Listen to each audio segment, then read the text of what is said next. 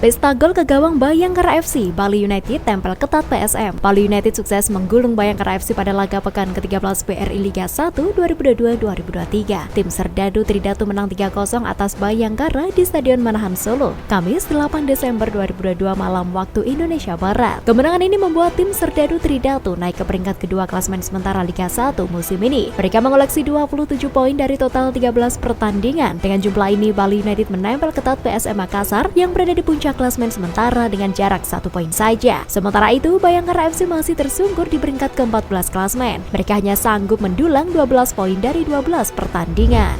Safawi Rashid ingin ranking FIFA Malaysia menjauh dari Timnas Indonesia. Bintang Timnas Malaysia Safawi Rashid sudah bersiap untuk menghadapi laga uji coba internasional melawan Kamboja dalam masa persiapan menuju Piala AFF 2022. Menurut jadwal, Timnas Malaysia dan Kamboja akan bertanding di Stadion Bukit Jalil, Kuala Lumpur pada Jumat 9 Desember 2022. Ini adalah salah satu laga penting bagi kedua tim untuk bersiap menatap Piala AFF 2022. Meskipun hanya sebatas laga uji coba internasional, Safawi Rashid justru memiliki ambisi untuk memenangkan pertandingan demi memperbaiki ranking FIFA skuad Harimau Malaya. Sebagai informasi, saat ini Malaysia memang tengah berada di urutan ke-146 dengan koleksi 1062,32 poin. Safawi Rashid berambisi untuk membawa timnya bisa menembus ranking 125 besar, jauh dari Timnas Indonesia yang saat ini ada di posisi 152. Fahrudin Arianto selangkah lagi catatkan rekor bersejarah di Piala AFF 2022. Kapten Timnas Indonesia Fahrudin Arianto selangkah lagi akan mencatatkan sejarah baru di Piala AFF 2022.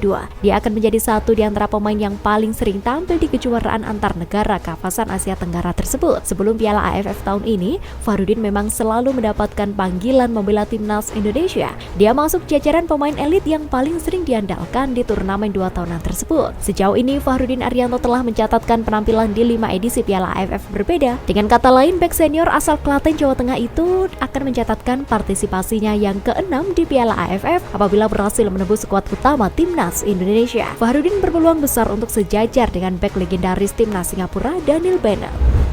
PSSI tunjuk Endri Irawan dan Sumarji sebagai manajer Timnas Indonesia. PSSI resmi mendaftarkan Endri Irawan dan Sumarji untuk menjadi manajer Timnas Indonesia di turnamen Piala AFF 2022.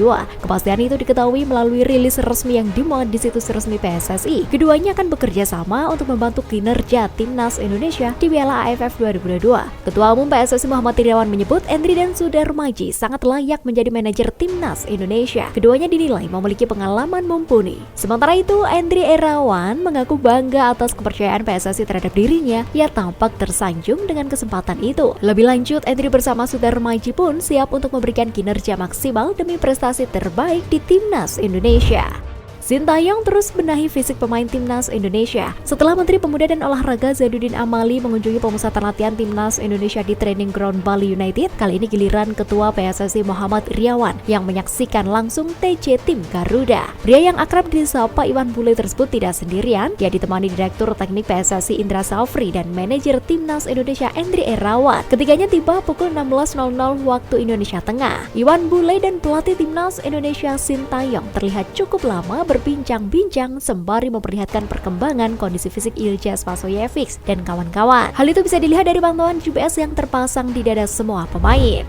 Sandy Walsh tinggalkan TC di Bali. Dalam sesi latihan pada Rabu 7 Desember 2022 sore waktu Indonesia Tengah, Sandy Walsh tidak terlihat. Namun, Egy Maulana Fikri dan Witan Sulaiman sudah ikut bergabung dalam sesi latihan Timnas Indonesia. Iwan Bule mengatakan jika Sandy pulang ke Belgia dan bergabung kembali dengan klub asalnya, KV Mechelen, yang merupakan peserta Jupiler Pro League. Sandy nantinya akan bertemu di Kuala Lumpur pada 24 Desember. Di sisi lain, pelatih Sintayong membenarkan Sandy sudah meninggalkan Timnas Indonesia. Namun dia tidak ada masalah harus kehilangan pemain naturalisasi tersebut karena Sandy nanti akan kembali ke timnas. Sesi latihan pada Kamis masih difokuskan pada penguatan fisik pemain. Sebabnya STY memberikan program latihan fisik yang cukup berat bagi tim Garuda. Filipina andalkan pemain jebolan Liga Thailand di Piala AFF. Timnas Indonesia dalam optimisme tinggi menjelang Piala AFF 2022.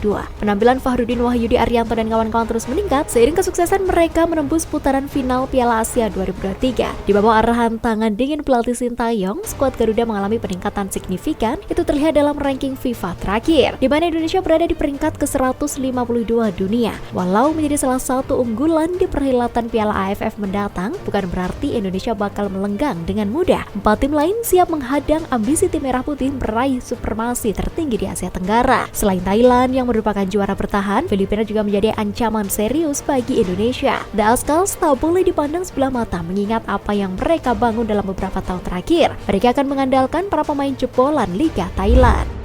Liga 2 rencana kick-off bulan ini. Stadion-stadion Liga 2 juga bakal diverifikasi sebelum menggelar kompetisi. PT Liga Indonesia baru berencana menggelar kompetisi itu di bulan ini. Liga 2 2022 akan segera mengikuti langkah Liga 1 yang sudah lebih dulu dilanjutkan setelah sempat terhenti. Lanjutan Liga 2 molor imbas ditangguhkannya izin penyelenggaraan sepak bola Indonesia usai tragedi Kanjuruhan pada 1 Oktober lalu. Sebelumnya, klub-klub Liga 2 sudah memainkan 5-7 pertandingan sejak kompetisi ini digelar mulai 28 Agustus lalu. Awalnya Liga 2 disebut tak akan terimbas tragedi Kanjuruhan, tetapi akhirnya ikut-ikutan tak berlanjut. Kini setelah Liga 1 sudah digelar lagi, PT LIB mulai menyusun lagi penyelenggaraan Liga 2. Sama seperti Liga 1, verifikasi stadion akan menjadi langkah awal yang dilakukan. PT Liga Indonesia baru mengindikasikan lanjutan Liga 2 tetap akan memainkan format kandang tandang. Liga 2 diikuti oleh 28 klub yang dibagi ke dalam 3 grup. Grup Barat 9 klub, grup Tengah 10 klub, dan grup Timur 9 klub.